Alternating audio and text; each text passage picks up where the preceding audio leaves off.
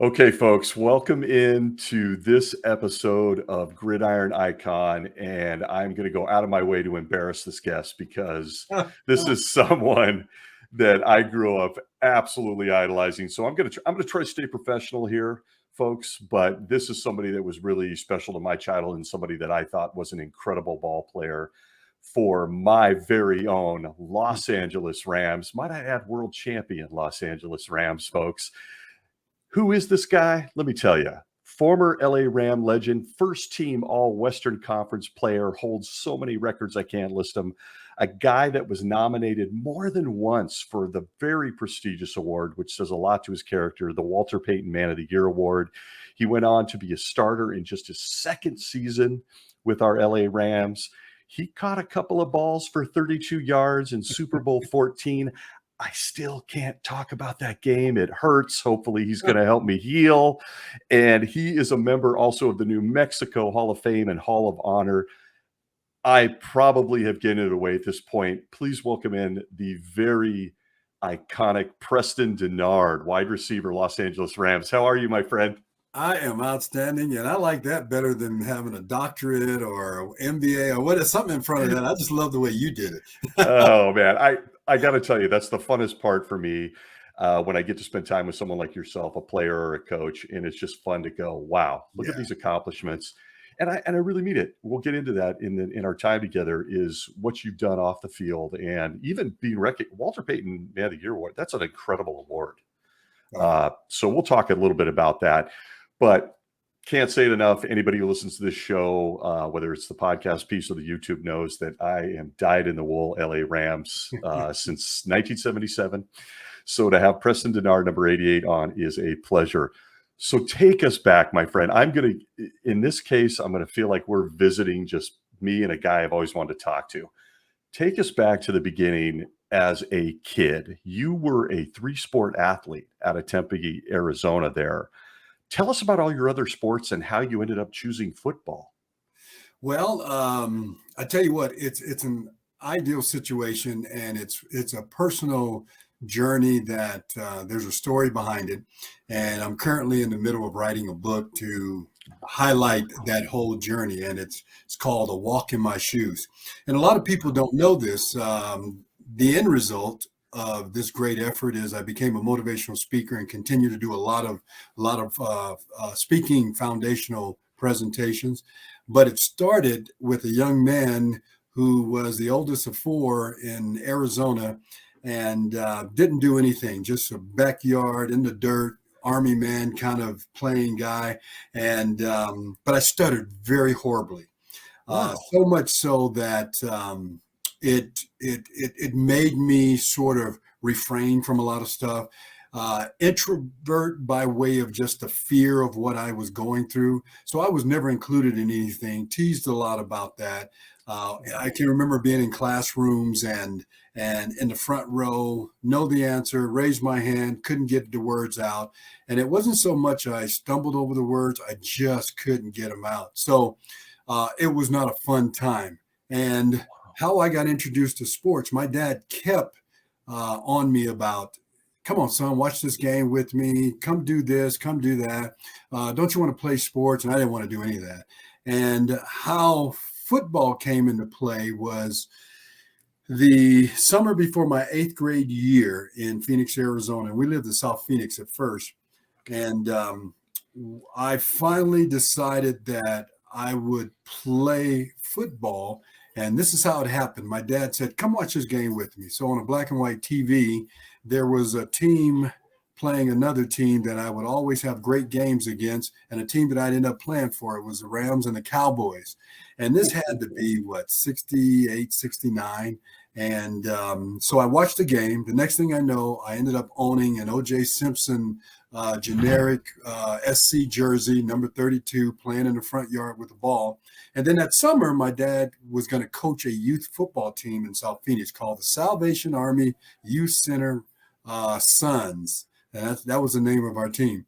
And I went out there, and it was as if there were maybe 15 all-pros, 15 10-year veterans.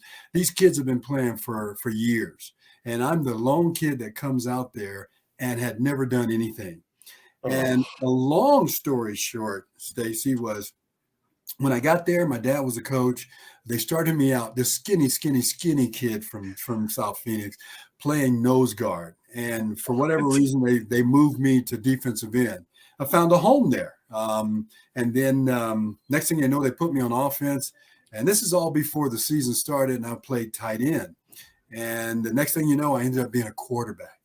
And I was a quarterback for my youth football team, never played before. And a bomb for me to throw was maybe 20 yards back then. And that's how I started. And one of the great memories I remember that motivated me to go on and play sports, technically, was we were playing that season. We were in the playoffs, came in at halftime. We were behind by a touchdown. And the coach couldn't talk about anything else but the play that I made right before halftime as a defensive end player, coming upfield, turning the running back inside, but making the play. Perfect, iconic play. And that did a world of good for me. But here's the deal about my stuttering.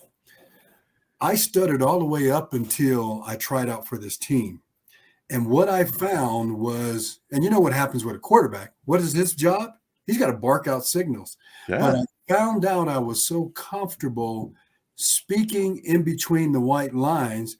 And the moment I got off the field, it haunted me again. And so my confidence grew by playing sports. And I went on to play other sports, baseball, basketball, and so on and so on. Wow. And by the way, you were a star at all of them. I got to tell you, I hear two things when I talk to you. One, you're that guy we all hated. You were a natural. Like, he could play defensive end, he could play quarterback, we could put him anywhere. God, I hate that guy for us overachievers. And second, thanks for trusting us with that stuttering story. That is very inspirational. My brother had a pretty severe stuttering problem as a young man, and he was also dyslexic. So that leads to a lot of insecurity and a lot of other things. Sports kind of bounced you out of that, if I'm hearing you correctly, or at least helped you kind of get comfortable in your own skin. It sure did. It was my gateway to releasing who I was all about. And I got welcomed immediately. I had no idea what I could do. And then when I went to baseball, that was my sport. I ended up being, that's a story in itself. Here's a story you don't know. Please. I ended up going to South Mountain High School for 2 years, and I played baseball there, and I played football, and I played basketball, and I always played a year up. And for some reason in baseball, I was always playing with the older kids. Well, they had 2 riots there, and I went on and transferred, and we moved to Tempe, and I graduated from a high school called Marcos de Niza High School. And I was in their first graduating class in '74. I was their first Black student athlete. I was the first of everything. And I ended up accomplishing great things there. And I remember this. I had a wonderful 2 years of football, All-American, All-State, all that other stuff, All-Star team, and the MVP and All-Star game in football. But I ended up being a baseball player. It was always my first love. And I remember my senior year, baseball, we were really good. And if I rolled off some names, you'd be amazed at the players I played with. I'm stunned by that. I did not know this about you. I'm blown away right now. There's a lot that people don't know about. But my dad used to, all the recruiters, so I had some in basketball, not a ton of schools, and I had a few in football, but I had a lot of people coming to me in baseball. There were 3 Major League Baseball scouts, and I believe the teams were the Cubs, the Angels, and the Padres. They were all interested in me, and they were in my house, and my dad's an old Southern boy from Georgia. He would always barbecue for all the recruiters and the scouts. So here's how baseball happened for me. When they were in my house, after the barbecue and the social visit and all that, so they got ready to talk business. So my dad calls me upstairs, and he stands up, and he grabs his belt buckle like the old men do, pulls up his pants, and he says this to the scouts. He says, "Well, gentlemen, if you want my boy, you're going to have to wait 4 years because he's going to college." Oh, And it was a mission for my dad because at that time, no one in my family clan had ever gone to college and had ever gotten a degree or anything. And he was hell bent on just having me go that direction. Well, that ended my pursuit for a major league opportunity out of high school. And I went to University of New Mexico. That's another story. And how football took over. And I never played baseball at the university, but that's a story in itself. oh, I'm about to get into your Lobos years, but I got to tell you, this is fascinating. Just from a fan standpoint, as a kid, you always had this like jovial personality, at least on television, Oh yeah. and Oh yeah. of course you're an inspirational speaker now. We're going to talk about your coaching, your broadcasting, Mhm. all the stuff you do with youth. To hear that you actually had a stuttering problem and you overcame that, a few years ago, it's been more than a few years now, I met the great Lester Hayes, Yes. who Yes. the Raiders, who also struggled with that, and he told me some really interesting stories about how he overcame that. But my God, you've come a long way. So Dad was really a big inspiration for you, and that's Oh really yeah. good to hear in our era. Yes. Yes. He Yeah, sure was. He was, military guy and just a leader in the community, leader in the church, and wow. he always told me, he says, I used to be concerned about my speed. And he said, son, let me tell you something. You don't realize how much faster you are than everybody else because it takes them 7 steps to get somewhere where it takes you 3. And if you put any kind of speed to that, you're going to outrun everybody. And I never forgot that. So every day in practice, you're like this too. Everywhere I went, college, or I got college teammates that still joyfully don't like me today. And then I got some NFL teammates that I practice against always don't like me today too, because Wow. I never went less than 100% at a practice. But what they didn't realize, I was always trying to improve my game, improve my speed, improve my form. And I always believed if I didn't practice the way I approached the game, I could not be successful because I wasn't drafted, but I was an All-American in college. I wasn't given great money. That's because I was too skinny and they thought I would break up the first hit. There were so Yeah. many things that were lined up against me that I had to work. So I have a dear friend here in New Mexico named Ronnie Wallace, and he never ceases to stop telling me, Preston, we tried to get you hurt because you were always, when we ran sprints, I was always the first one, but I was never the fastest. So I remember we would run 12:40s after practice, and my college head coach, stopped us one day, and I think I had won like the first 3. And he says, okay, for every one Preston wins from now on, I'm going to add an extra sprint because I know he's not the fastest guy out here. And they hated me because I never let up. And it's a fun story. Pat Thomas and Rod Perry, we still joke about that. They're the reason that I ended up being as good as I was in the pros. Really? Oh my God, I want to go sideways on the Rams right now. Pat Thomas and Rod Perry. Yeah, I'll tell you, you can see this guy behind me. yeah, No, I'm yeah, not using the right hand. yeah. Loved him immensely because I ended Oh up yeah, playing safety in high school. oh yeah. Yeah. But I wore number 49, and Oh, did you? that was because of Mr. Perry. Oh yeah. So we'll get to that. All right. This is really inspirational, man. So you overcame, got all this stuff. I got to tell you too, and I'm going to try hard not to turn this into all about how big a fan I was, but that was one of the reasons I was really a big fan of yours because I was an overachiever, try hard, work hard guy. I Yeah. didn't have the natural talent. And I think that's why I always gravitated towards players like you on TV because I knew it years later, it was Ricky Pearl of the Yeah. Rams. It was Yeah. those kind of guys that just work really hard and have success at that level. So, God, great insight, Preston. Thank you. So, what would you tell a young guy in high school today that Oh, wants to get to that next level? I mean, the game's changed, I know, but yeah. Yeah. what would you tell them? One of my talks is called Get Your House in Order. Another one is Invest in Yourself. And no one defines you. And so the first thing I tell young high school kids is forget about going to the pros. You don't control that. You have to get your house in order to become the best product you possibly could be. And if you don't invest in yourself, which is another one of my talks, you will never be able to build a house that you can be proud of. And so I always tell the young kids, you can emulate, imitate, you can pretend, you can do everything you want, but the gloves got to come off because you got to feel the football. And that's what I tell young kids. One of my principles is, I run a lot of camps. I got one of my camp shirts on, and I would take young receivers.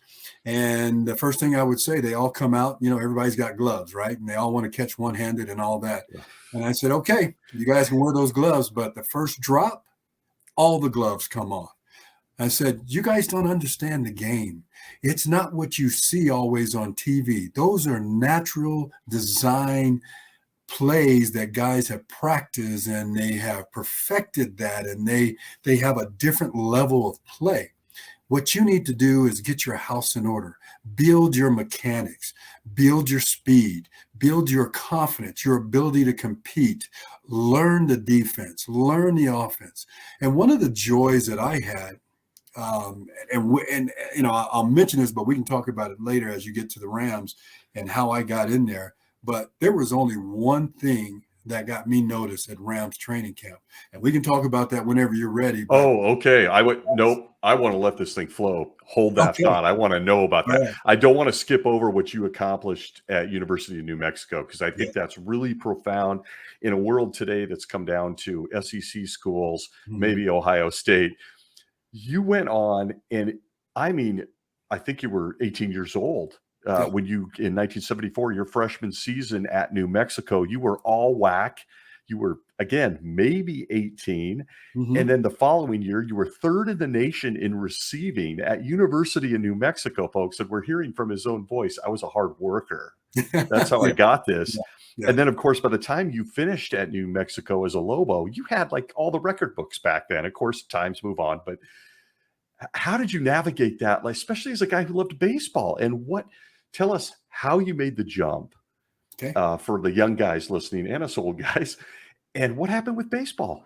I'm curious now. This is a great story. It's one of it's based on that talk, invest in yourself. And so my journey going to University of New Mexico was based on my all-star game in football in Arizona.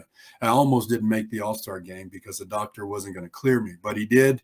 I ended up being the MVP of our 74 all-star game, and 3 catches, 3 TDs, 128 yards, just outstanding. So University of New Mexico swooped me up because they were the ones that said, you can play baseball and football. We would love to have you come. So I went on a baseball scholarship.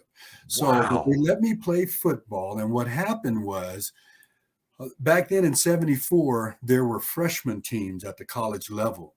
And until 1974, there were no freshmen that could play on the varsity. Well, 74 was the first year the NCAA allowed freshmen to be eligible to make the varsity roster and play. And so I was on the freshman team, and I think the third game of the season, the coaches came to me and said, hey, you're coming up on the varsity. Well, I was tickled to death and happy, but they made me a starter right away. And I ended up taking a senior's position. He was our punter too. He moved to permanently punt, and his name was Steve Bauer. And I ended up being the single receiver, and my whole world changed. And what I did was, I did what I've always done. I just approached it the same way. I never had a practice that was different than playing the game. And I love catching the ball. It was natural. If you threw it, I was going to catch it.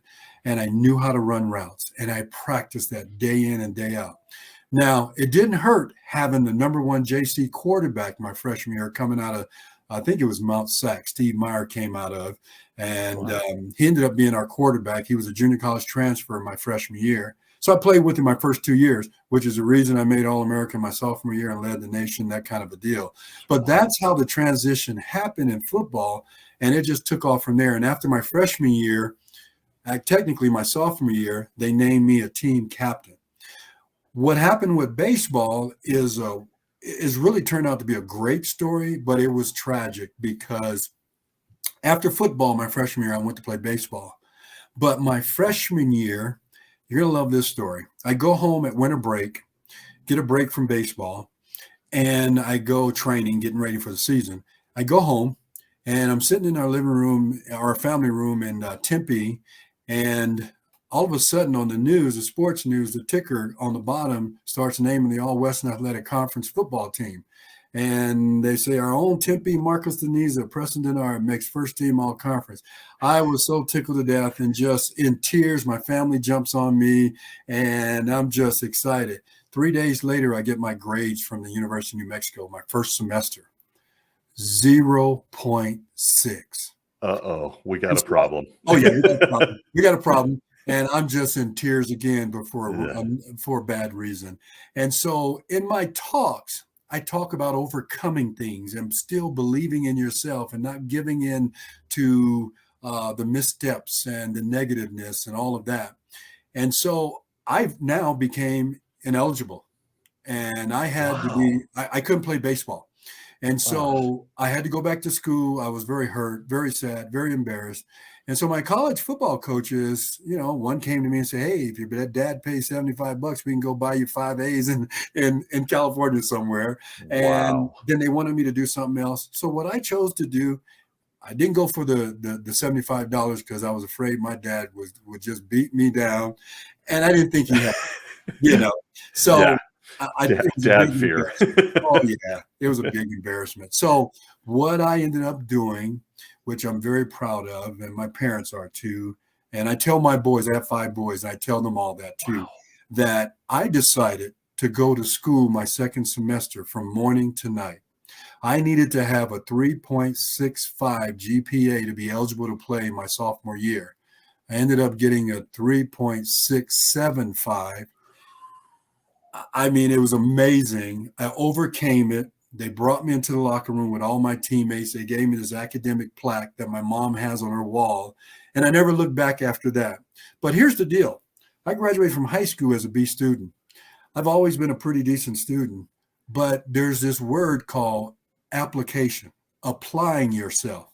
And I would sit and study, and I'd have headphones on in my dorm room, listening to Stevie Nicks, Steely Dan, Stevie Wonder. Good choices. Good choices. But they got me in trouble because I couldn't focus, right? And I go do my test, and I just would zero out. And so it taught me a very disciplined lesson. So what I had to do, which a lot of folks say the reverse, I ended up taking my football discipline to the classroom. So everything I did in the academics, I went 100% from that point on. And I ended up getting my degree. I ended up doing great the rest of the year, but I did not go back to baseball because football became so great, time consuming, and it looked like I had a future in it. So that's what happened with me as far as football and baseball. That is, I got to tell you, great stuff. Did not know that. I thought I knew everything about you. That's an amazing story. Okay, you got to tell us, where did you play? Wait, let me guess. I'm guessing center fielder. You had the speed, the length. Oh yeah, love the outfield. Okay. I started out in high school as a little junk pitcher, as a relief guy, but I wasn't gonna last there. But what I was a Rod Carew style player. Ooh. A home run was inside the park hit for me. I could run something out. And outfield, I just love the run. So, sound like before the crack of the bat, I was always on the move. And so that's what my game was in baseball. Gosh. Okay. So we got to ask you, do you miss it? I mean, do you have regrets with that, or do you feel like it turned out the way it should have turned out? It turned out the way it should have turned out. Okay. Sure, I just would have loved. I love baseball. I watch it all the time now. I mean, I'm a baseball guy, Dodger guy. I just love baseball, and I watch college baseball. I watch softball. I watch all sports, believe it or not. And so, I love it. I think back about how I wish I could have played baseball, but God had something else in store for me, and it turned out to be great. And it started something in my family clan that all my sons, my brothers, my nephews, all of them just took off in football mainly, and just followed me. And it was for a reason. I went through the journey I went through, hence the reason for my book. I got to tell, I can't wait for this book. Another great surprise out of meeting you. I can't wait for the book. Eric Dickerson just released a book. I can't wait to read yours. So we're going to plug that when that happens. Let Okay. us know. Thank you. Very, very interesting. Okay. So the Lobos time period has been filled with surprises for those of us that have known you a while. Let's jump into what the fans want, those Los Angeles Rams. By the way, I love how there's a thread developing here about leadership and overcoming everything that has led you to being a speaker, a coach, and so forth. So I can't wait to get to that. But we got to give the people what they want, which is Preston Dennard, the legendary Los Angeles Ram, number 88. Yeah, let's be honest, I want it too. So you got to take us back. You overcome all this stuff in New Mexico. You've given up baseball. Dad's a powerful influence. You're just a young kid. I hope that's okay to say. In 1978, you're an undrafted free agent. Tell us how you were able to go undrafted, then land on the squad, and then you walk in that locker room, and there's Jack Youngblood over there and Hacksaw Reynolds. And you and I talked about Pat Thomas, Rod Perry, Nolan Cromwell. Cromwell, I guess, came a little later. How did you as a kid navigate that? Take us back to you becoming a Los Angeles Ram. Oh man, that's a great story. And so I started like this. My senior year, I was told I was going to be drafted in the 5th round. And back then there were 12 rounds. And no particular team, just scouts would, or whatever, scouts would come in and say stuff like that. Well, my agent, the former Harold Daniels, who used to be an LA Ram lineman, played a little bit in the NFL. He was my agent. We used to call him Doc. He's from LA. He had myself, Robin Cole, Michael Cooper, who came out of New Mexico, and we're dear friends today. No way. Oh yeah. Did you just throw down a Laker reference? I threw a Laker ref. I got some great stories there too. But anyway, let me finish. Do you know how much I love number 21 for the Lakers? Okay, go. we are dear This is friends. crazy. I just had him here not long ago, and I got my Michael Cooper big photo that he signed for me back here. But anyhow, what is happening right now? Okay, I'm sorry to interrupt. Go ahead.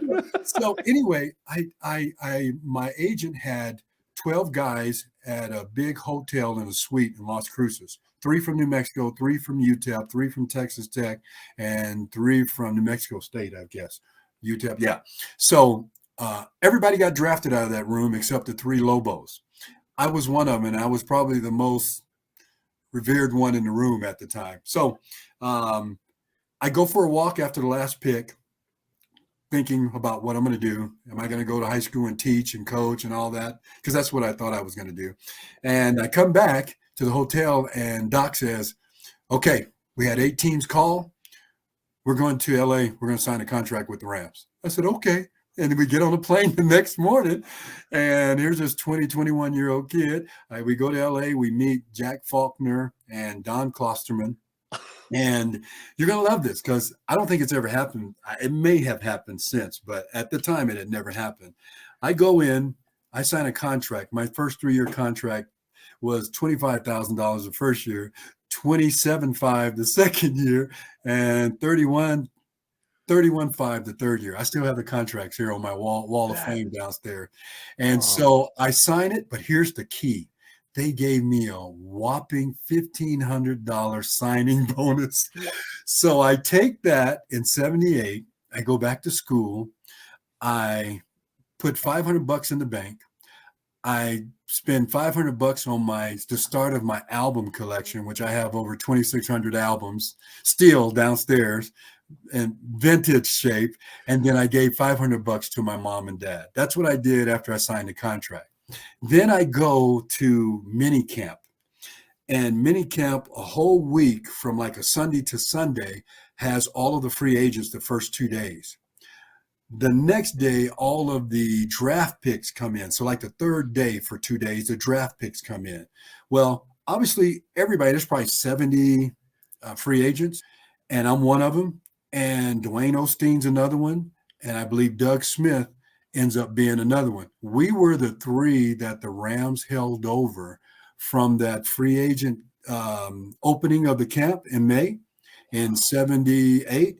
And all the draft picks came in. Elvis Peacock, Ron Smith, you name it, all those guys came. Reggie Doss, who was my suite mate, dorm mate in training camp. And then, so we hung there. Well, the vets come in at the end of the week for 2 more days, and we were still there. And I'm in awe seeing all these great guys: Ron Jesse, Willie Miller, Oh, yeah. Dwight Scales, Freeman Johns, Billy Waddy, Ron Smith, second pick for the Rams. So I'm with all these guys, right? And so I'm just watching them, but I'm learning and studying them.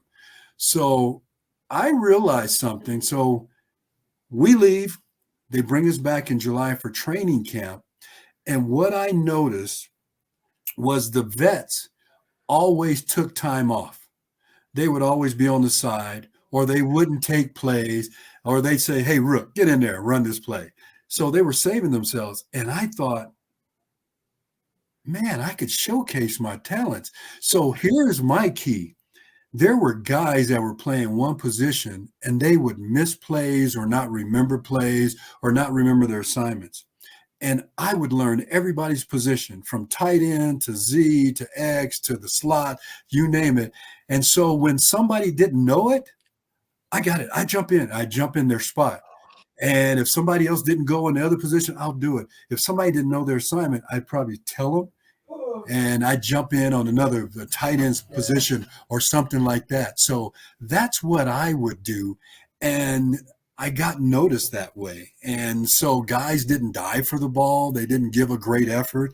And remember, all I ever knew was 100%. And so that made guys have to work in practice. And so I used to do stuff like this. Rod Perry and Pat Thomas would come up and say, so at the time, I was Magic. That was my nickname growing up and through college and everything. It was Magic. You didn't know that. So, no, but that's who you remind me of. Well, there's we'll a little. that. Okay. Yeah, we'll get into it because your personality reminded me of Magic. Well, that's how my tie to the Lakers came, and I'll tell you about that. But anyway, I would notice Pat Thomas would come and say, "Hey, PD, Magic, where's the ball going?" I'd say, "I'm going uptown." And I'd run a 9 route or a 7 route because I'm always working on my stuff. And it'd be a sweep with Wendell Tyler or Cullen Bryant or somebody or Elvis Peacock to the other side. And when he realized it, he'd be ticked off. And he'd try to, all those DBs. And I used to do them like that. Always had them on their guard each and every time. So that's how it happened for me. But the thing that got me noticed, the receivers coach at the time was Lionel Taylor. Lionel Taylor is a college graduate from New Mexico Highlands University, all pro, the first person to catch 100 passes in the NFL with the Denver Broncos. He was a star. I didn't know that until I learned about him. And Lionel was really smart. He challenged all his guys. But what separated me from everybody else, and Lionel will tell you this today, because he lives here in New Mexico, and I did a little Super Bowl deal with him not long ago, this past Super Bowl. But he would make us run the ropes. And the ropes at the time were those old metal ropes. They were about 1.5 feet off the ground, not the ladders they put on the ground now. And I could dance through those like a ballerina. And he would make me first. And everything I could think of, he would say, follow Preston. And guys would stumble or trip or whatever. Guys got cut because they couldn't do that. But I mastered that. That's what got everybody's attention. And I just loved to compete.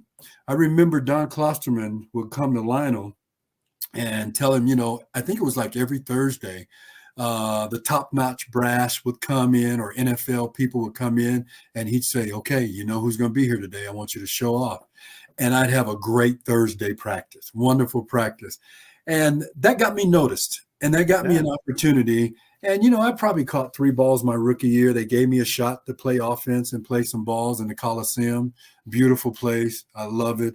And from that point on, it set the tone. And how I got to be a starter in the league my second year, the year we went to the Super Bowl in '79, that '80 Super Bowl, is, you may remember this, Ron Jesse and Willie Miller got injured. And I was going to ask you, you're ahead of me. Go. Yeah. So I think it was after the first game, and it ended up being where I was a 6th roster receiver. Wow. I was number 6. And when they got hurt, Lionel Taylor came to me. He says, you're starting next week. I went, what? And guess who it was against? Lester Hayes and those Raiders. Was it really? Oh, in the That was a Coliseum. random reference, and it was against Lester, and Mike Haynes Oh was on my the other God. side, right? Well, not at that time. Oh, Mike Mike wasn't hadn't there. made the trade It yet. was That's right. Monty Jackson, the That's right right. corner, and they had Lester. They had George Atkinson, and they had Mike Oh. Davis from Colorado. Those guys That hit was me. it. And I got a picture on my wall down in my Hall of Fame room or Wall of Fame room, where it's a picture of me lining up, and all those guys are in the Raiders secondary with the stork on the end and all these Rod Martin, all these great Raiders, right?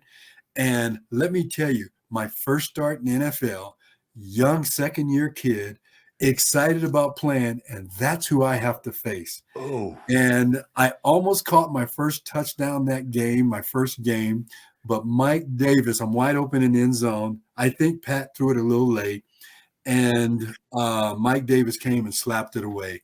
And man, it just burnt me up. So from that point on, that's how it started. And I had a wonderful, wonderful, wonderful career after that. Oh, I got to tell you, man, I could spend 4 hours with you on this stuff. The names you're dropping, wild that it was against Lester Hayes, who's like one of my favorite non-Rams of all time. Yeah, I've met him, yeah. Wonderful person. That is crazy for a young guy. That's secondary. That's after Jack Tatum, I think it moved on. But Davis and Atkinson, those guys. Oh, no, Jack was there too. Jack Tatum was back. I mean, they would knock your head off. Oh, yes, they would. Yes, they would. And there you are. You were lucky. You were fast and a hard worker. I'm out of here. Wow. So you go into this wide receiver, you become a Ram. Those stories are amazing, Preston. Again, none of us knew this. It's so good. So you get in there, you're in there with the receivers that got injured. Billy Waddy, rest in peace. Somebody that was a wonderful part of my childhood too. But you also navigated some pretty big deals. You played with Pat Hayden as well, but Vince Ferragamo is kind of where things started to take off. He hung on my wall on a poster too. And then he leaves for Canada. You endure a player strike. How are you navigating all this before we get into some of the more football stuff? You're a young guy. You're living in Los Angeles going through all of these things, right? Yeah. Well, so my first 2 years we played at the Coliseum, and the second year we ended up moving out to Anaheim, and we were at Anaheim Rams Park is what they call it. They took over middle school, and it was great. And so that's where we practiced, and we played that year in Coliseum. But at that point, I was still playing under that old simple contract too, mind you. And until contracts, man, kids, listen up. If you missed that part, rewind and go listen to what this man played under. Well, and that was it until right after the championship game against NFC championship game against Tampa Bay. They called me in and signed me to my first six-year figures or six-figure contract, and that was before we got into the Super Bowl. And I was happy, I was proud, but I'm still probably out of all those great receivers, because I came out a year where it was Wes Chandler, John Jefferson, James Lofton, Ozzie Newsome. I mean, I can go on. The receivers came out that year, long-lasting guys, and I played against JJ every year in the WAC conference. So it was back and forth. Those Charger teams were nuts too. Oh my gosh, it was so much fun. But at that point, Stacy, I was a pro. I knew what I was doing. I was in control of my journey. I knew how to perform. I had mastered my craft, and I just went out and did what I did every day. I remember Ivory Sully, a teammate of mine with the Rams, before he went to Tampa Bay, and Ivory said, I asked Ivory, I said, when he went to Tampa Bay and we played him, I said, Ivory, what did the defensive coaches say about my play? He says, watch that Dennard, because he's got all those popcorn moves. And I'm like, I started laughing. So I watched film, and I got all these, and I'm putting the moves on the guys, but I'm getting open and I'm catching the ball. And I was never the fastest, never the biggest, never the strongest, but I had a will to go for the ball. And when I couldn't catch up to it, for lack of whatever speed I need, I would dive for the ball. I didn't have an issue with diving for the ball. And I caught a lot of amazing touchdowns and catches diving for the football. On Monday Night Football, I remember laying out, baby, laying out. Well, that gets the fans going. But that was maybe that was my calling card. But at that point, I fell in love with the game. And what was different about my play is every play was like a song to me. You know, some guys put headphones on before the game and they listen to it, but that song carried me through a game. And I just felt like it was always, you know how people say they've been, and I've been in an accident where everything seems slow motion. Yeah. That's the way my play was, because I would run a route and I'd be setting the DB up and right looking at him, and I make a move, and I have a belief system about how to approach him. I call it shoulder pressure. That's what I teach kids. But it looks like I'm running right at him, but I'm working at a particular point. And when I get on his toes, I'm able to separate from him, push and drive and go get the ball. And something I taught Henry Ellard, by the way. And and so very nice reference there. Oh, you taught Henry that how to really work a DB. Okay, so I'm going to jump from that to tell you this. You go right ahead, my friend. I lasted 8 years because I was a mentor to the guys coming up, and it made me keep my game sharp. And if I list these guys, you'll understand. Guys that came under me: George Farmer, Drew Hill, Henry Ellard. There were so many young guys that came to the Rams when I was there that they either were great at speed, or they were immature about how they ran their routes, or they just weren't really ready. Yeah. And so, you know, I had a chance to teach Drew Hill how to run routes in practice. And I was a leader of my guys, and we used to be called the dog team, and all of us had a nickname. George Farmer was top dog. I think Drew Hill was speed dog. I was Rasta dog because of my Jerry curls back then. Oh yeah, you got some hair. You got some hair, man. and so I was a leader of these guys, and so, but I had no fear about somebody overcoming my game because I always knew what I needed to do to overcome. I've been through enough stuff younger and trying to find my place in this world that I knew how to keep my job. And so when John Robinson came, now I'm going to throw something at you, and I want you to give me your response. When Eric Dickerson and all these Henry Ellard and all of them got drafted in '83, my last year with the Rams, John Robinson tried to get Ron Brown early to take my place because he wanted speed. He wanted nothing but speed out there.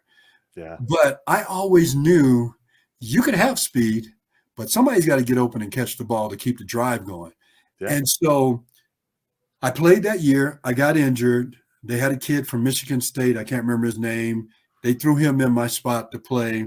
And John Robinson tried to keep him in there. And somebody went to him and said, hey, we need to have Preston. And so I went with an injured ankle. I played the rest of that season. We got in the playoffs. I always had great games against the Cowboys, and that's who that playoff game was that we played against, and each and every year. And so I was able to stay on top of my game because I knew the weakness of my opponents, and I also knew the weakness of some of my compadres coming up.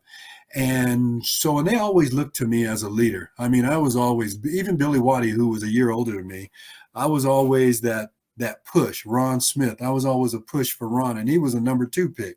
Yeah. And we used to think we were the Swan and Stallworth combination back then.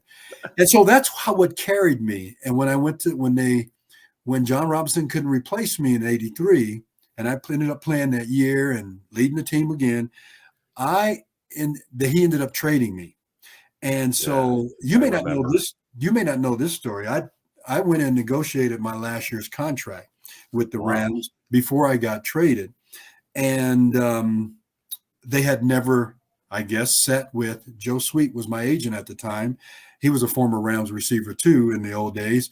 And he said, you're going in with me. And as we sat with the new administration, and Robinson was the coach, they said that they didn't want to negotiate with us because they never had a player in there at the time. Was that John Shaw? Can I throw that name? John Shaw was there, but I forget his other assistant. They were both in there. And so I know John liked me, but Robinson wanted to get rid of me. And I was okay. I knew the game. I knew the whole thing. Sick about that. Dang. But when I was sitting in there, before they started, I asked him, I said, Have you guys ever asked Coach Robinson who's going to catch that third down, fourth down catch to keep the drive going? Is he always going to be able to hit the home run ball? And I said, I can always come off the bench and be your third down receiver. And they thought about it, but obviously it was too late. And I'm sure if they'd have rethought that, they would have said to keep the consistency of the offense, I was ready to yield to the young guys to come in because I knew I would be an important cog. And I asked a lot of people, what do you think about that concept? Because I could have ended my career with the Rams and that would have been it. But I ended up being traded to Buffalo. Mm-hmm. But nobody knows this. I don't think people remember this. I hadn't settled on the contract yet, and the Rams tried to trade me to the Dallas Cowboys. Straight across from Butch Johnson. People don't know that. What? Yeah. They do not. Yeah, they wanted to trade me for Butch Johnson, and the news media got wind of that. And all of a sudden one night, all the news truck and the media, Jim Hill, everybody was outside of my house, lit up my house because they thought I was being traded. Well, I didn't go to the Cowboys because I was afraid they were trying to move Butch Johnson to cut him, send him somewhere, and they were going to trade me to the Cowboys, but the Cowboys had a standing negotiating thing with the St. Louis Cardinals. I did not want to go to St. Louis. So what did the Rams do? They signed me finally, and they shipped me off to Buffalo, and I had my best individual year in the NFL with the Buffalo Bills. And I had Byron Franklin.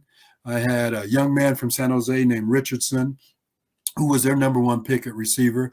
Mitchell Brookins out of Illinois, all these speed guys, they could run circles around me, but they were not who I was. And the first game in Buffalo, the first offensive drive, I caught the first touchdown catch in the back of the end zone, toe touch.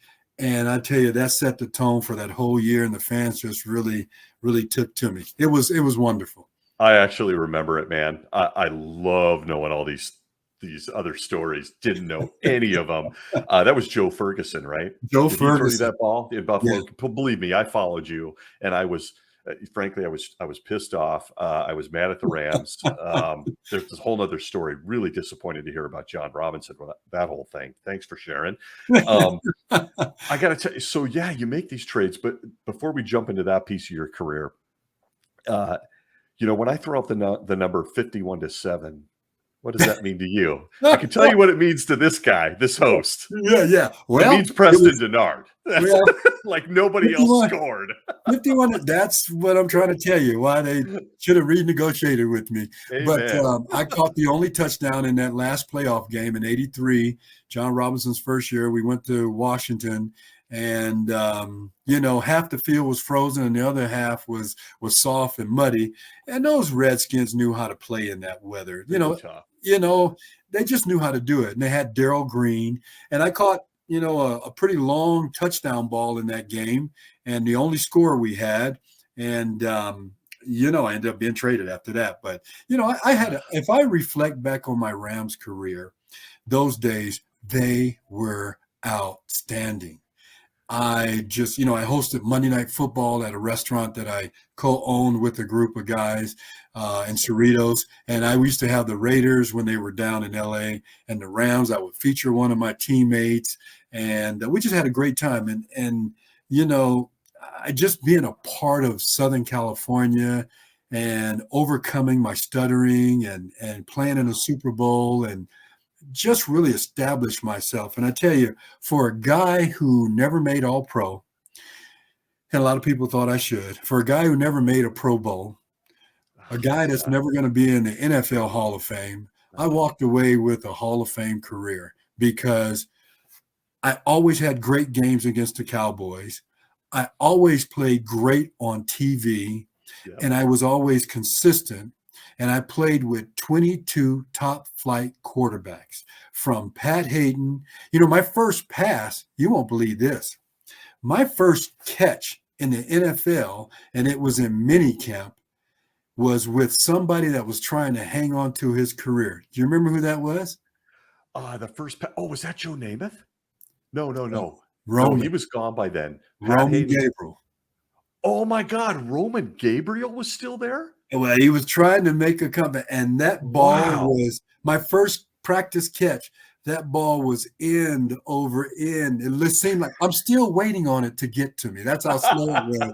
But I caught it. It was my first catch. So he was my first one. And then I ended up playing with Pat Hayden, Vince Ferragamo, Jeff Rutledge, Jeff Kemp, Mark Mangus, Carlos Brown, who ended up being Hill Street Blues cop. Oh, that's right. And you then play with Dieter Brock. Dieter Brock. No, I didn't play with Dieter. He was gone. You were gone, right? But Burt Jones, and then a fun guy to play with was Bob Leaf, the old Minnesota Vikings quarterback. So I played with some great guys, and then I go to Buffalo and play with Jeff Rutledge, and then I go to Green Bay, and I start out with Lynn Dickey, but I ended up playing with Jim Zorn that year.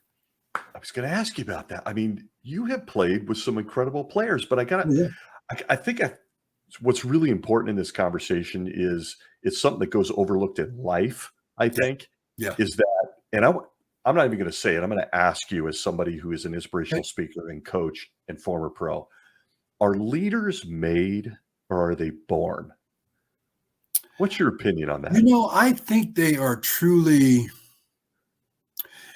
here's what I believe. I believe you can design a leader because they have it in them already. They just don't know how to emerge that or bring it out. So it falls back on that, on the first thing you ask about, are they born? Yeah, I think they're born with those skills, those tools. Sometimes they don't know how to bring it out. And so something has to do it. If it's not an individual, if it's not a teammate, if it's not a coach, if it's not someone personally in their life, or maybe their pastor or something, somebody will find a way to bring those skills out. And sometimes it's by the way they play or conduct themselves. Because, I never was a locker room guy banging on lockers and saying, okay, let's go get them.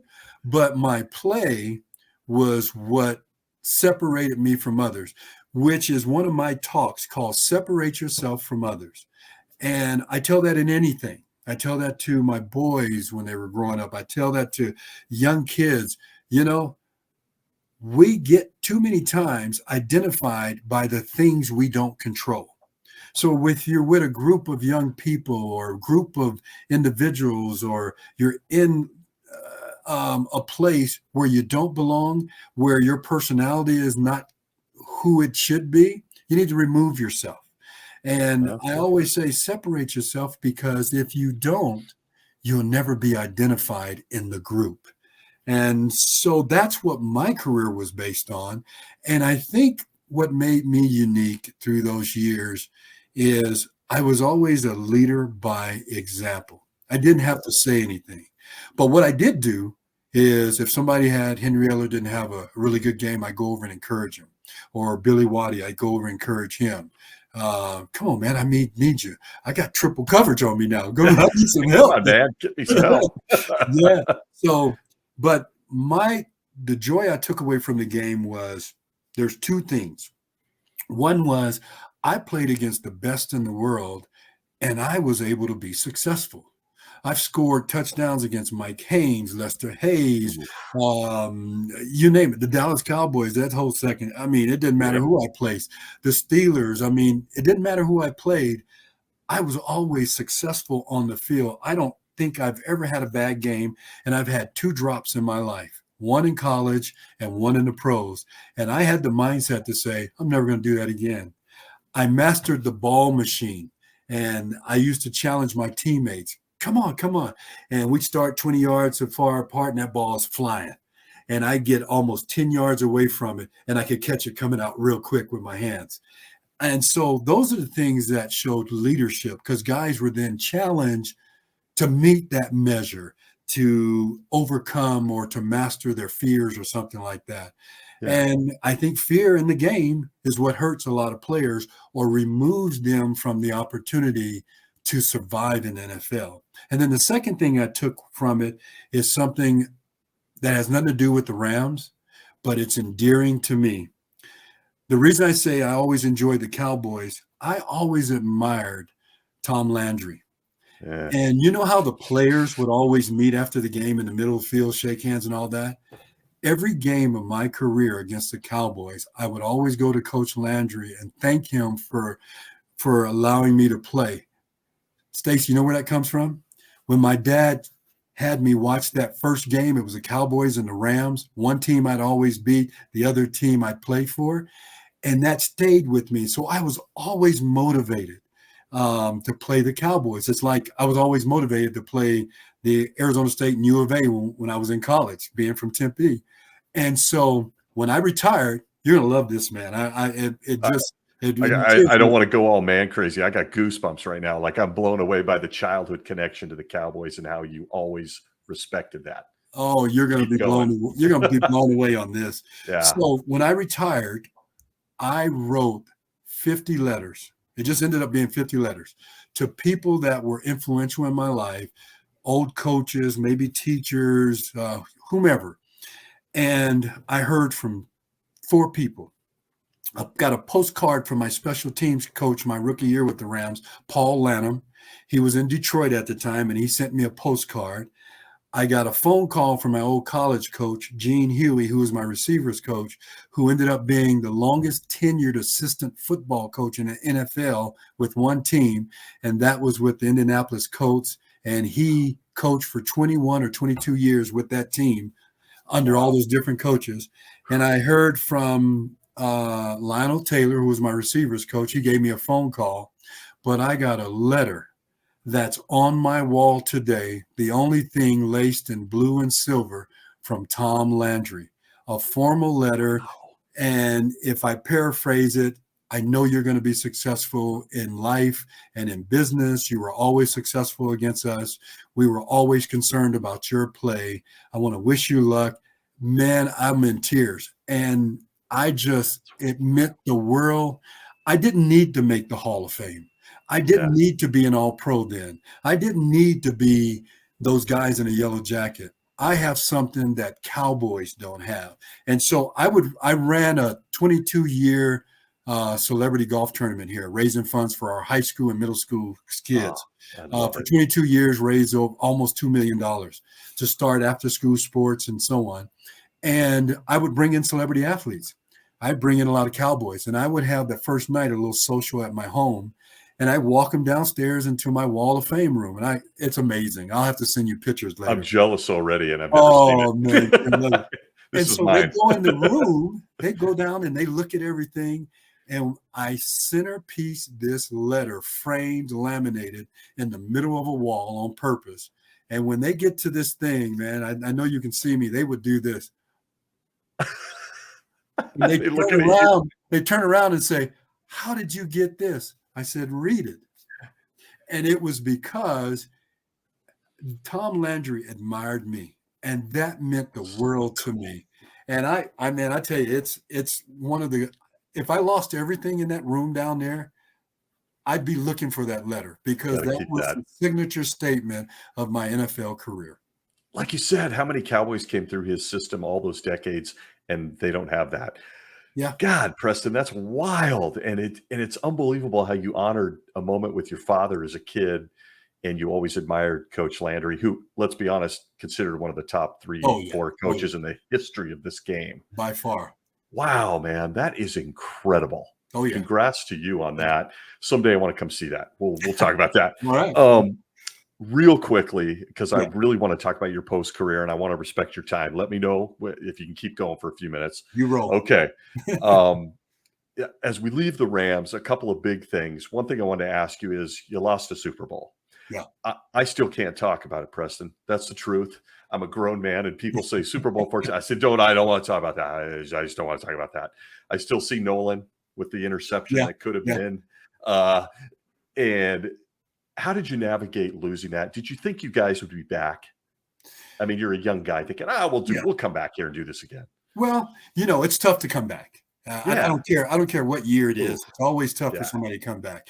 And, there's been a handful of teams that have gone back, but, they were either successful or they ended up getting beat the second time. But what happened for me was, I got injured. We were on a drive to come back to take that game over. And I'm going to give you something that you can live with. And now you can face that. that horror. I always You're helping me heal, man. Who I knew? want you to hear. So I want you to hear these words, and I want you to always use them now. So when Okay. people ask me about that Super Bowl, oh man, you guys could have won that game. I said, we won 3.5 quarters. We lost it the last half of the fourth quarter. And that's because we were on a roll. And I don't know if you remember, but I caught 2 passes the officials took away. I had I a do remember. comeback, and they took that away. And then I caught another one that we had a penalty. And so I would have had 4 catches and probably would have had another one. And we were on a drive. And this is how important this is. We were on a drive before I got injured late in the fourth quarter before Vince threw the interception. Ugh. Or Ron Smith didn't run the right route. But there's a tidbit, folks. There's really? a tidbit, folks. But Wow. I ended up, we were on a drive, and because I went in the halftime and I said, Vince, I'm wide open. They're running a zone. I can catch the gaps. And so they ended up getting the ball to me. Well, I run a play, I catch a hook, a curl, and I get injured on the play, rib injury and all that.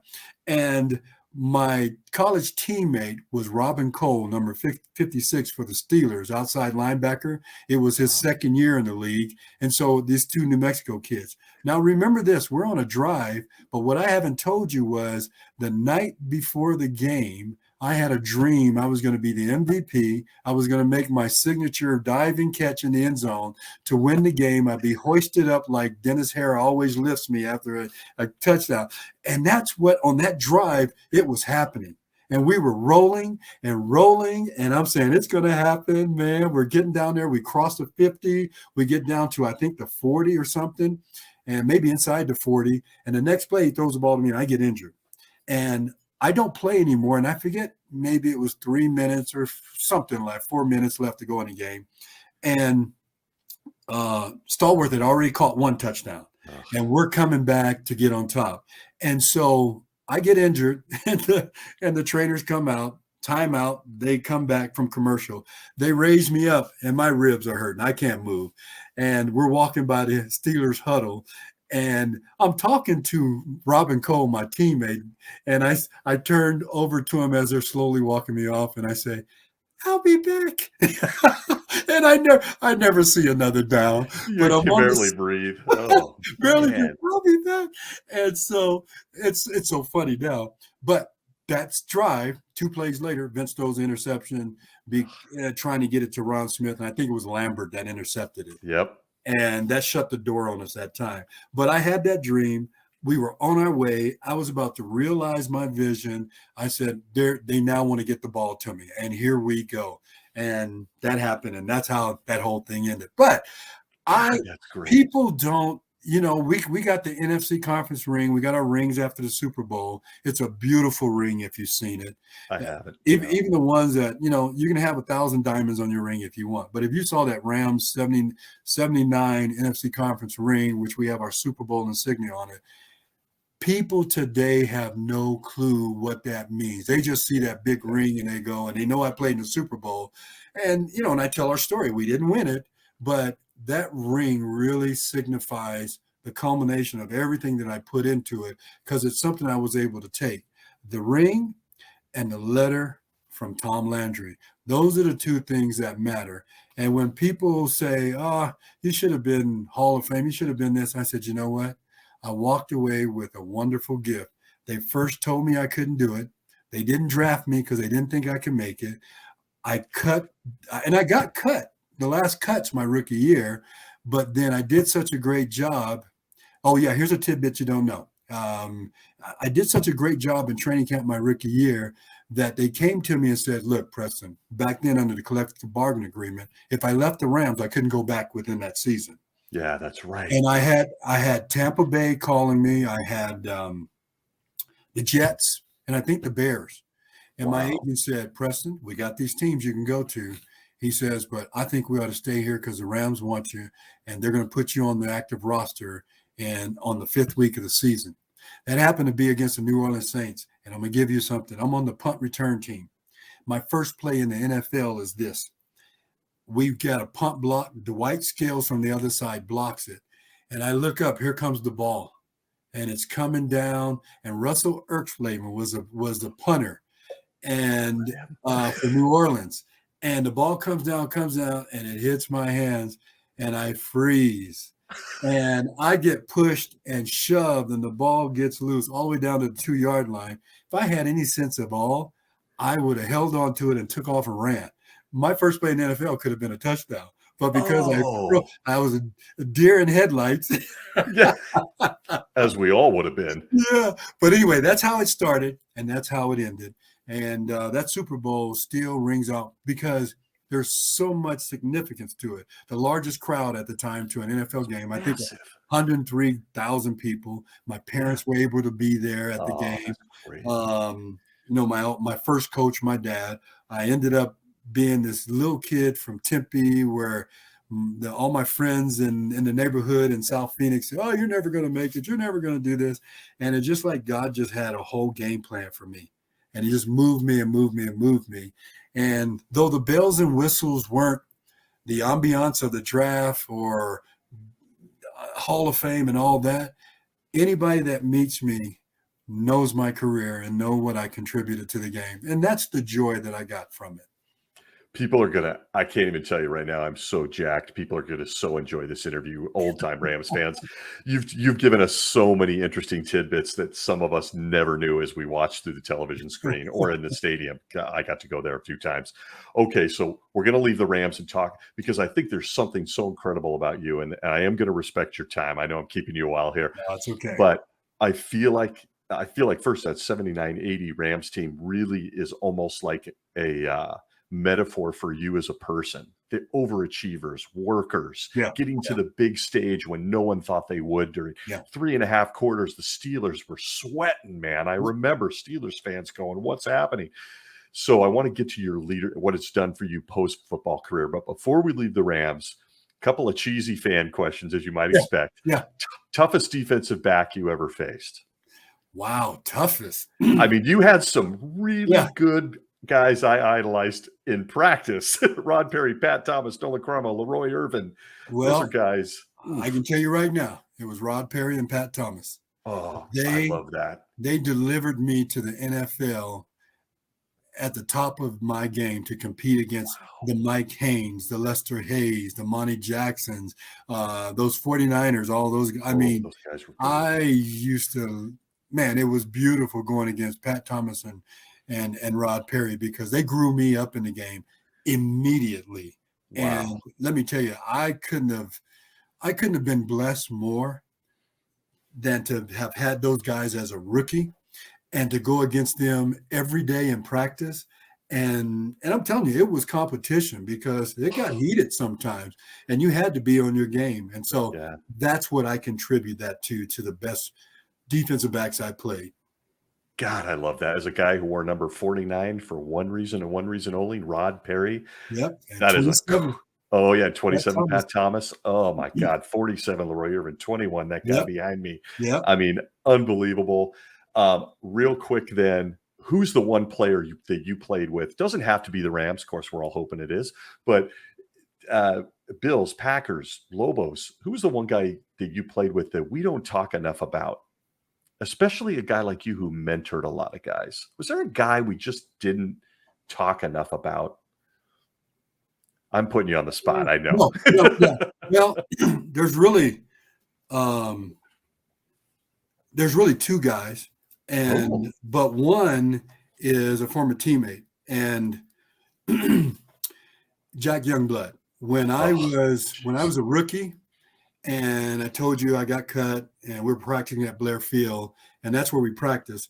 And then they had to release me.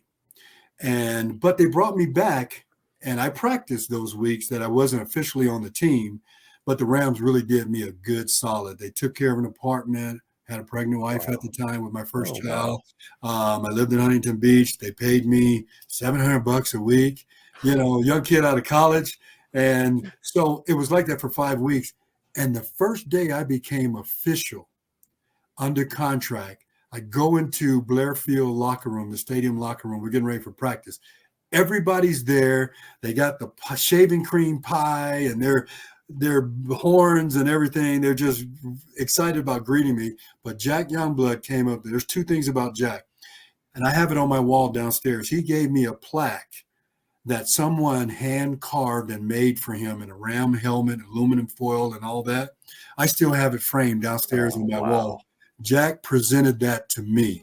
Oh. And he called me, he said, "Young Buck, for what you mean to us, congratulations. And I want to present this to you." He gave that to me in the locker room. I still have it today. The other thing was my second year, we're playing the Bears at Soldier Field.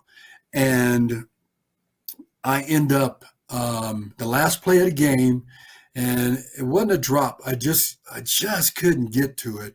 But it was the last play of the game. It's freezing like crazy. Ugh. And I'm going down the sideline. I got the DB beat. It might have been Leslie Frazier because I got a picture of him on my wall. Yeah, that's okay, coaching. Oh, yeah. Oh, I got some guys on my wall now.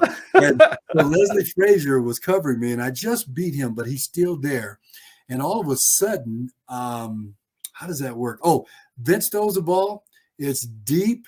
I dive for it in the end zone, and the ground was so hard that I could not hang on to it. I cried like a baby. And and all of a sudden, the first guy that comes up grabs me behind my collar and yanks me up, and it ends up being Jack Youngblood. And guess what he tells me? He says, "Get up, young buck. We got 14 more games to play." God, I love it. That's when I grew up and realized it's a business. You give it your all, put it away, whatever happens, get ready for the next week. Absolutely amazing, Preston. Okay. Again, I could keep you for 2 hours, and I'm totally going beyond my word and having you on as a guest. No, but real quickly, we're good. all of this, tell us about what you're doing post-career now, because I know you were a broadcaster, you're a public speaker, an inspiring speaker. I absolutely love that somebody I look up to does as much as you do with the kids in the community. I know your APS Sports Fund is over $1 million raised for young people. What are you doing today? Well, I work for a company. I'm the director of sales and marketing and business development for a company called Sports Surfaces Distributing. I've been with them for 16 years. A business I never really wanted to be in, but we sell, market, and install all athletic surfaces indoors and outdoors. And Mondo is our biggest manufacturer, and that's the Olympic game running track material. And so I sell high-end stuff, but it's really beautiful because it keeps me in the sports area. So I do that. I'm currently part of the ALS New Mexico Foundation, and we run a golf tournament. Well, I help bring in celebrity athletes, and this year I'm bringing in Henry Ellard and about 12 or 13 other guys, and they just help contribute to raising funds. And we have the biggest top producing foundation in the entire country of all the ALS state associations. And we do a great job here on the Joe Cordova. And so I do that. I am the director of our church choir. Something else that you may not know, but do you know or recall that I did an album when I played ball with the Rams? Released the 45. You're going to have to Google it. And you're killing me right now. I did not know that. I wanted to go off on a tangent with music with you. Oh, my gosh. My mom, who is in town today, I flew her in for Easter. She's a 2-time Gospel Grammy winner. And so I get my talents for her. But I'm the director of our choir, and I do that. And I still do speaking. I enjoy that. I'm a mentor to some UNM athletes. Football players, and I just stay. And every Saturday in the summer, I host I don't charge kids that want to come out and just learn the disciplines of the game. So it's really 7-on-7, and I'm the coach out there on this field at a park, and I can stop the whole thing and coach everybody up. And I have quarterbacks. I have kids that come from all over to come be a part of this. That's the love of the game that I have, and that's what I do today. And so I travel with my job. I'm always at church Sundays, and tomorrow morning we have choir practice. And I love to speak. I speak to all kind of groups, and whether it's all kind of sports. And I tell my stories. I tell the themes that I told you about: separating yourself from others, and invest in yourself, and always know that nobody defines you. And so kids get locked in. I've always said, I don't need to belong. I'm not part of a fraternity. I'm not part of some kind of clique or group. I never went and hung because I needed to belong. I have my own personality. And when I was released from stuttering, I was free. And so I captivated myself. And you know who really kick-started me on the speaking was Reggie Doss. Wow. Reggie Doss and I were suite mates in training camp 2 or 3 years. And we came in together. He was a 7th round pick. And of course, I was a free agent. And I got Reggie coming to my golf tournament too. But we were going to an event after the Super Bowl. And I just put my ring up in my trophy mantel case at home in Fountain Valley. And we went there and Reggie picked me up. We were going to drive. He called me P-Dog. He said, P-Dog, where's your bowl ring, man?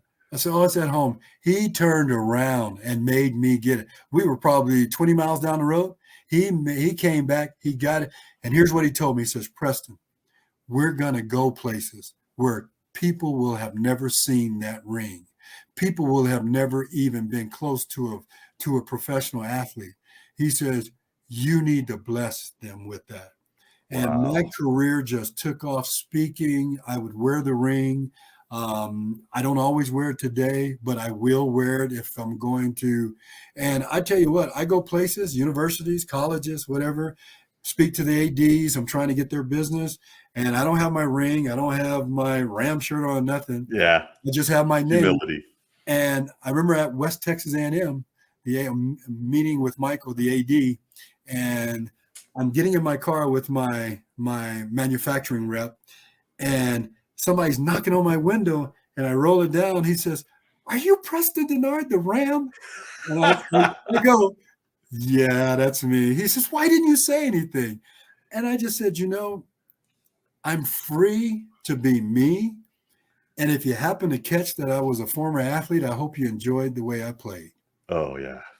God, I love these stories, man. This has been such a pleasure. And I'm knowing your mom's here and you're spending time with me. I want to cut you loose to get to her. So, God, Preston, this is great. I want to do like a part 2 with you, particularly since I did not realize you had such a love for music. Like when you were dropping Steely Dan and Fleetwood Mac references from the late 70s, you had my attention. Oh, yeah. And I didn't know about your mom. I've learned so much on this podcast. I'll tell you one quick story for me that I don't even know if you're going to remember this or if it was fluff or anything. One of the ways I, as a kid, really looked up to you and you became one of my favorite players. And for the life of me, I went looking for it, couldn't find it.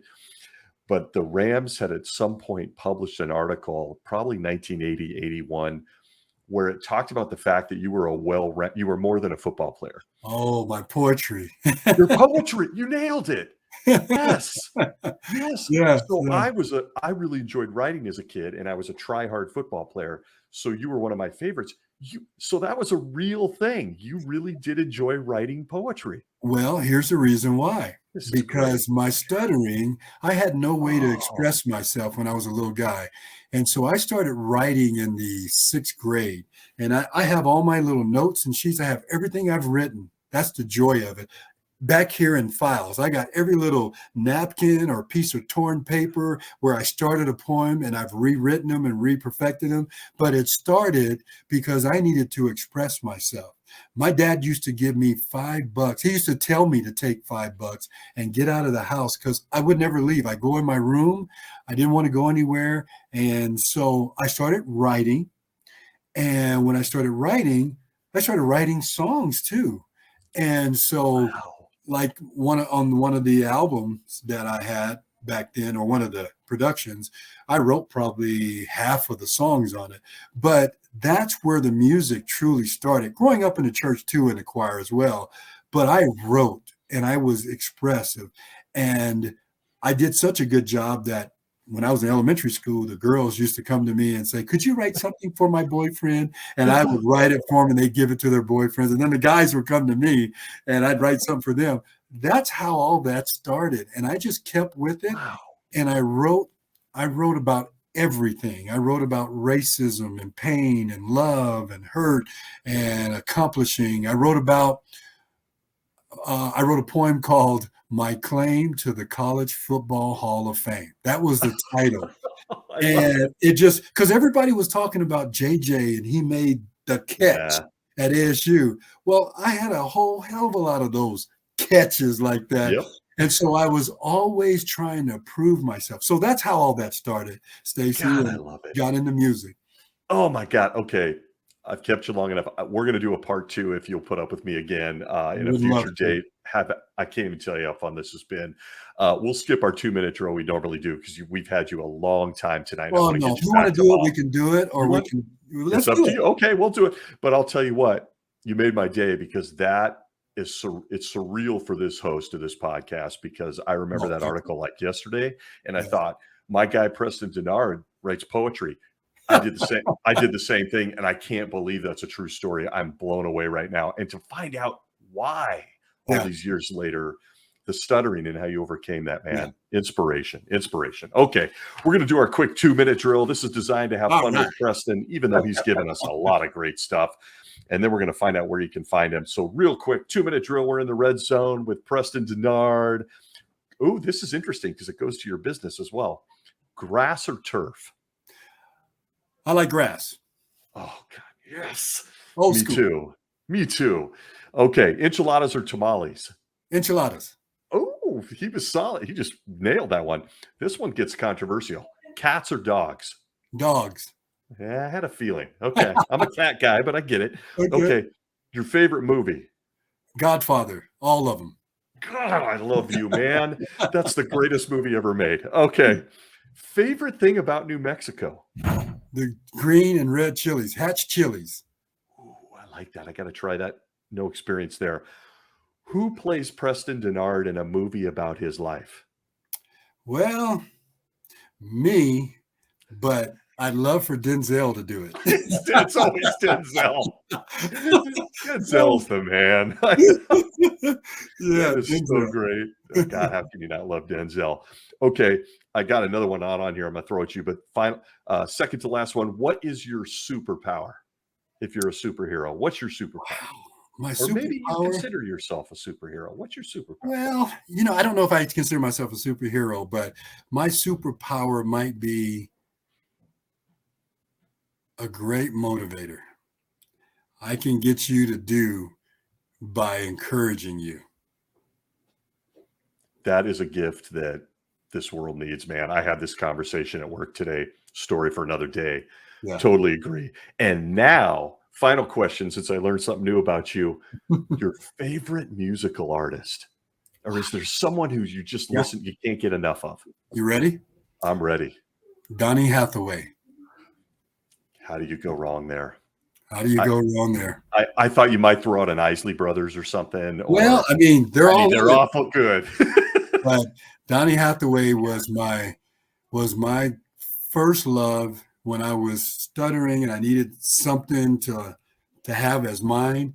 And I sing all his songs. His daughter Layla is just wonderful. And so Wow. I know that's I'm a Stevie, Luther, Donnie kind of a sound. Yes. I love it.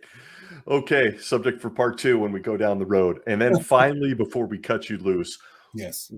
for 2 more questions, I promise. Okay. When is the book coming out?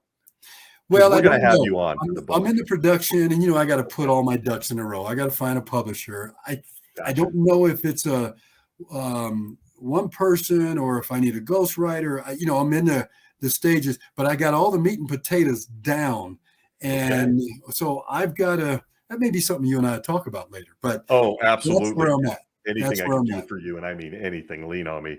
I'm hoping by the end of the year. I love it. Rams fans, mark that. And then finally, where can we find you? Where can Rams fans find you today? I don't know if you're a big social media guy or. You know what? I no longer am I, but here's the deal. I got an email address and I have a phone number. I'm good with both. Old school. Yeah. So you got both. So if somebody's interested, you can tell them how to get a hold of me. I love it, man. Go find this man, an inspiration, somebody that I looked up to since I was a young guy.